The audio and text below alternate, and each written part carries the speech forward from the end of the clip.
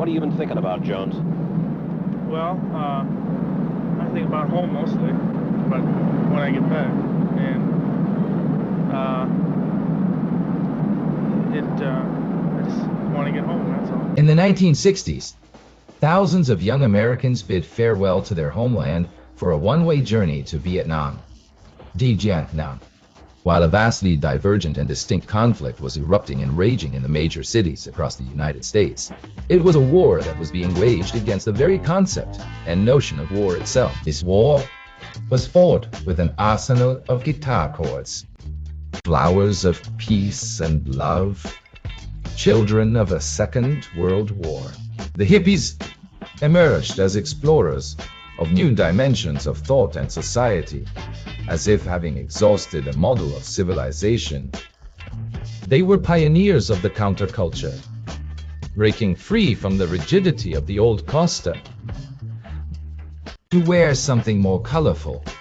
The hippie movement intertwined with the civil rights movements, embracing all who shared in its ideals, regardless of color, gender, or religion, was the cradle of a creative explosion, which revealed some of the most talented artists in recent history and bestowed the greatest music festival ever held was Woodstock.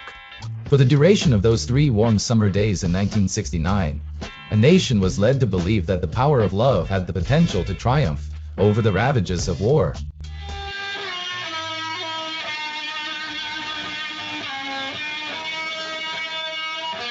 To this day, films and series depict hippies in a romanticized manner, cultivating a positive public image of the popular imaginary movement. There's a hidden side to this story, I promise. One of the most horrific things I've ever seen in the whole time I was a policeman, and nothing compares to it, to that murder scene. In 1967, the Haight-Ashbury district of San Francisco, California, became a destination for caravans of middle-class youth seeking the counterculture movement, who had forsaken the comfort and security of their families, formal academic training, material possessions, and social constraints that had once held them back. As self-exiled from a North American culture, determined to reassert its Christian and capitalist identity during the Cold War under international influence, the hippies established in the Haight-Ashbury district a unique communal experiment that has since spread and been replicated in various forms throughout the country. In the summer of 1967, the district had already gathered around 100,000 young people in facilities that generously and freely provided a wide range of essential medical services, basic hygiene products, and nourishing food items for those in need. The phenomenon became known as the Summer of Love, a time of peace and unity that captivated the public. Breaking the bonds that had domesticated their desires, the hippies let the expression of their will run free. The Western sexual revolution that was transforming societal attitudes and behaviors. It found shelter, it gained form, and it gained strength. But the freedom from rules and decorum had to be crowned with the freedom of the mind. The driving and unifying experience for the members of the community was the expansion of their consciousness achieved through the unrestricted and indiscriminate consumption of various mind-altering substances. The movement was a complex mosaic of ideas, drawing from a diverse range of influences, including the philosophical perspectives of Timothy, that the LSD guru who preached lysergic psychedelia as a therapeutic method, even the reptile Marcuse, the neo-Marxist philosopher of the Frankfurt School, taught linking sexual repression to capitalist oppression.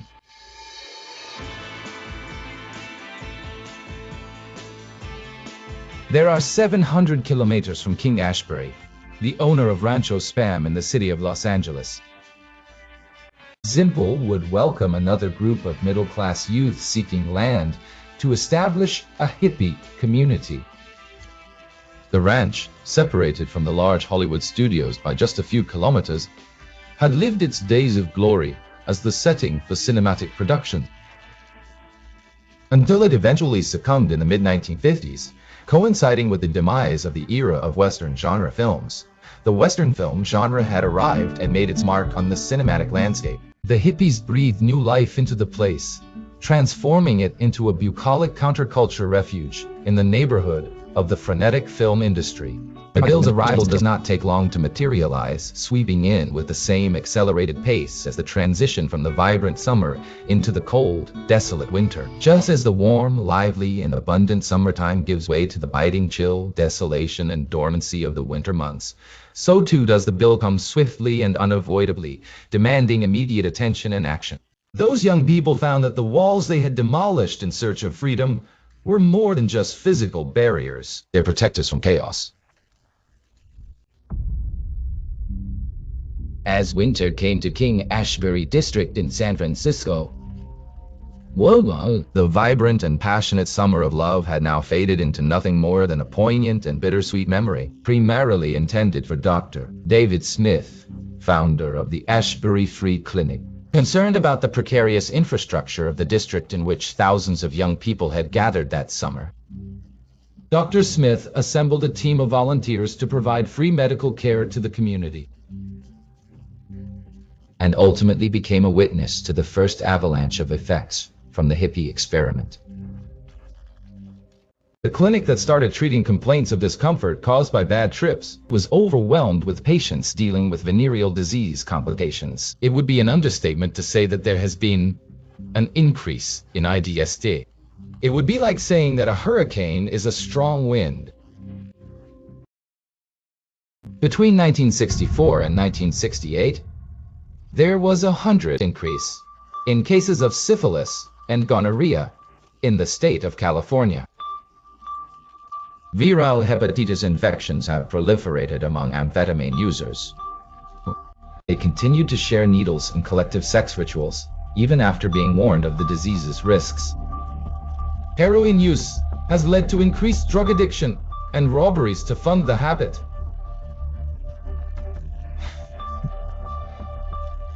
Methamphetamine-induced psychosis triggered hallucinations and violent outbursts of paranoia within a community that upheld pacifist ideals.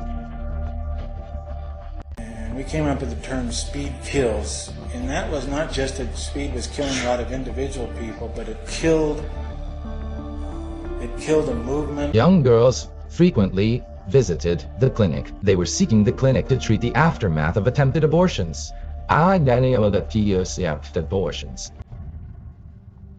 With the arrival of winter, most of the young people had already abandoned Ashbury due to disillusionment, fear, or for specialized medical treatments. The only remnant that survived from the hippie adventure in that community was the lament, for we had ultimately strayed away from the ideal we had originally sought to pursue, to despair. Sam Ranch community celebrated the emancipation from the oppressive culture. On hallucinogens, mystical experiences unassociated with traditional religions, social distancing, sexual freedom, and emotional support without limits. The recipe for dreams to live an idealized hippie life, but also for the mass brainwashing of an unscrupulous leader. In the ranch, the community was led by a young, charismatic, and spontaneous man. With his long, unkempt hair, he preached the breaking free from the mental shackles and constraints imposed by the capitalist society. His name was Charles Manson. He settled on the ranch in Los Angeles a year after participating in the Summer of Love in San Francisco. It was here that he first recruited the initial adherents and followers of the cult that would eventually come to be known as the Vast Expansive Family. Decide yourself for your father. All is none, all is none, none is one. The charismatic hippie guru's philosophical teachings, infused with occult references, soon earned him the status of a prophet, passing himself off as even a reincarnation of Jesus Christ on the night of the 8th of August, 1969. 4 family members, Tex Watson, Susan Atkins, Linda Kasabian, and Patricia Krenwinkel.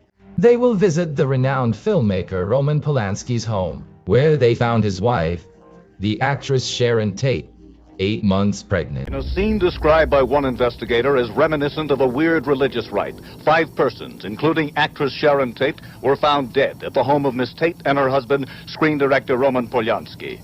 Miss Tate, who starred in Valley of the Dolls, was 8 months pregnant and was found in a bikini-type nightgown with a rope around her neck attached to the body of a man. One officer summed up the murders when he said, "In all my years, I have never seen anything like this before." Sharon Tate pleaded to be taken as a hostage and kept alive just long enough to give birth. The assassins responded with 16 shots to the chest and abdomen. And we drove to the house with instructions to kill everyone in the house. From Charlie? Yeah. And not just that, but that we were instructed to go all the way down every house, hit every house on the street, yes. And kill all the people in those houses? Kill all the people in all those houses. On the following night, Giles Manson joined his followers to invade the home of businessman Lino LaBianca, who lived with his wife, Rosemary. Manson left the scene before his followers Tex Watson, Patricia Krenwinkel, and Leslie Van Houten murdered the couple with over 40 stab wounds. All those involved in the crimes, including Charles Manson. Condemned to life imprisonment, the Blessed One died of natural causes in 2017, while serving the 46th year of his sentence. The complete lack of any remorse or regret from the 3 young assassins, even after they were convicted and sentenced for their crimes, utterly shocked and astounded the entire world.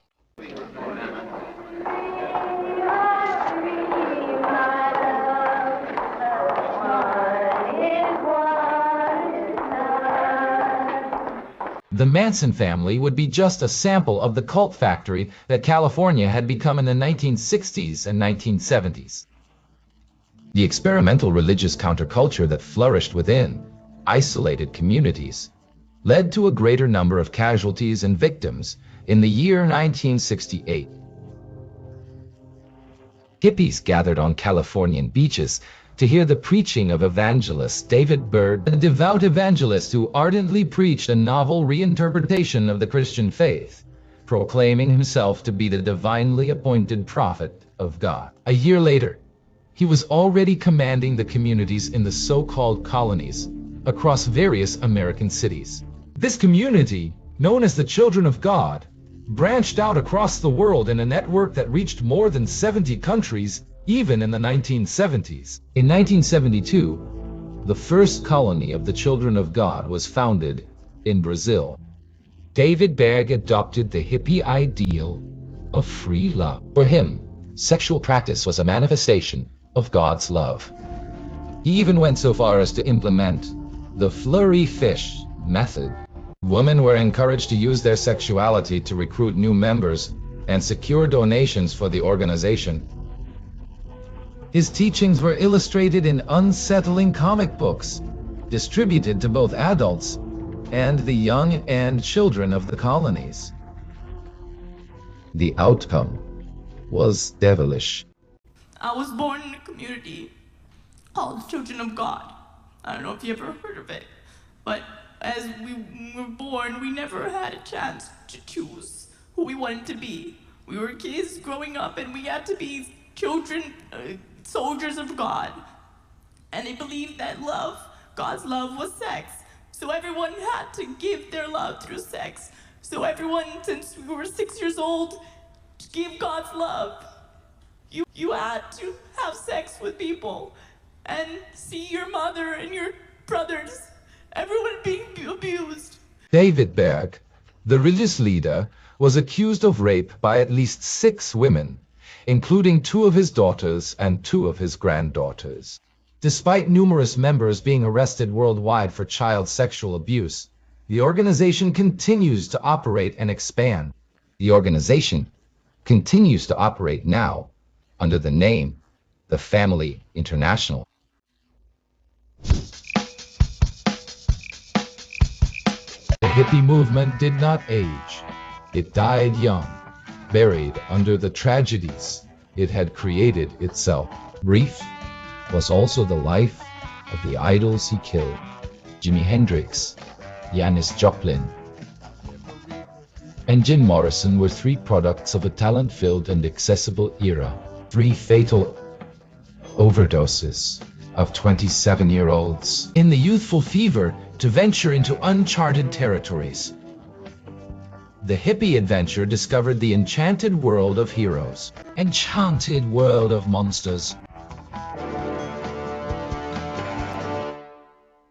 Share this video so that everyone can learn about both sides of this story. And for those who believe that their secrets are safely interred and concealed within the forgotten and obscure lost graves, buried away in the annals of history. 1. Be cautious. For there are three things that cannot remain concealed or obscured for an extended period of time: the sun, moon, and hidden faces. I'll unveil. Do you want to develop your personal side but are too lazy to read? I present to you the audiobook of the channel The Voice from the Inside, 7 chapters that will help you develop in the least tedious and boring way possible. This audiobook was designed for you who want to absorb good content, but because of procrastination can't read one book a year. This book is the first step.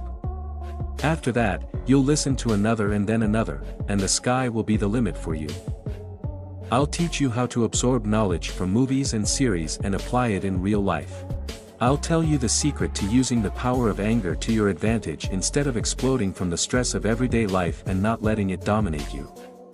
Use the gift of your mind to get your ideas off paper and into reality. Learn to overcome anxiety and never need a psychologist again in your life. I guarantee that as you dive into this chapter, you'll discover timeless strategies that the ancients used to overcome fears, face armies, kings, and even empires based on biblical examples. Master any negotiation or conversation with the power of communication. And understand the importance of discretion and how it can be useful in both your personal and professional life. Free yourself for a future full of possibilities. Gain power through Voice from the Inside. Listen now and start your journey of transformation. The link is in the comments.